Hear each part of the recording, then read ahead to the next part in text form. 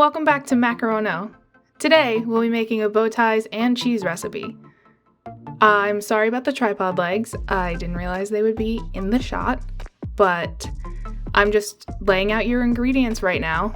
I really like cheddar jack cheese because it's a nice, mild cheese to use in a macaroni and cheese recipe, or a MacaroNO cheese and recipe, if you will. Cheddar can sometimes be a little pungent, for lack of a better word. Here I'm just filling the pot with water for the pasta to boil. I believe I poured some of that water out just because it was a little high. I'm also sorry about the gross oven. I was racing the sunset and very much losing. I always love pouring oil into water. It's so much fun to watch it bubble up like that.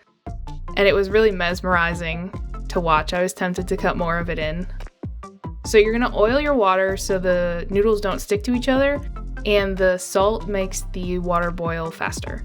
You just pour your pasta in. Always satisfying. Such a satisfying noise to hear them pour out like that. Once you pour the pasta in, make sure to give it a good stir so the noodles don't stick to the bottom. I've noticed that can tend to happen if you don't give it a stir, so be wary of that. Obviously, let them boil until they're done. I didn't give a good visual of time here. It was just kind of magically done, but pull it off of the stove when it's done. Also, I thought this was going to be a really cool shot, but then my arm was taking up most of the frame, so had to make that little awkward cut, and then we shake a.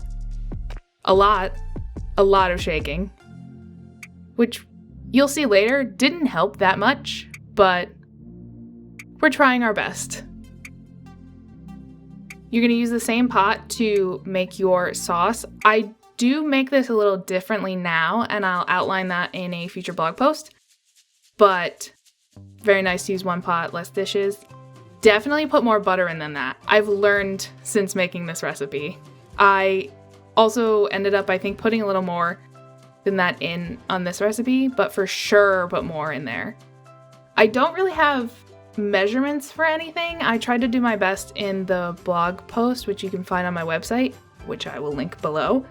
But I have made this recipe so many times that I just kind of measure with my heart, and you'll get a feel for what works best the more you do it, but not very good with measurements and guesstimating, and I never measure during, so sorry. You're gonna throw your cheese in there and stir it. I would keep stirring it as it melts, just so it melts evenly. As you can see, it's all melted in, and so I'm putting more cheese in. You don't want to put it all in at the same time because it can really clump together and then make it not such a smooth sauce. But it is really satisfying to fold it all together. As you can see, the sauce has gotten a lot thicker. It is a little beady, which, again, I do make the sauce a little bit differently. I make it with a roux base. I will show you in the future how to do that.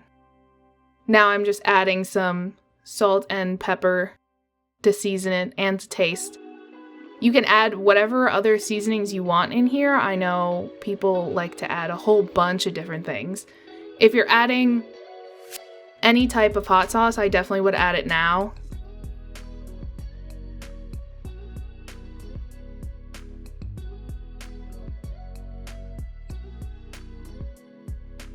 So, watch this. I wasn't expecting this to happen. I let the pasta cool a little too long, and it came out like a cake. And I wasn't expecting that to happen at all, and I kind of froze because I only had one shot at that, and that's what happened. And what you don't see is the time in between where I was like mashing it around to try to get it loose, which was a time. But there you go. It's a pretty simple recipe. I detail it much better in my blog post. You should go check that out. And this is roughly what your final product is going to look like. Let me know if you try it, please, and tag me on Instagram. Until next time.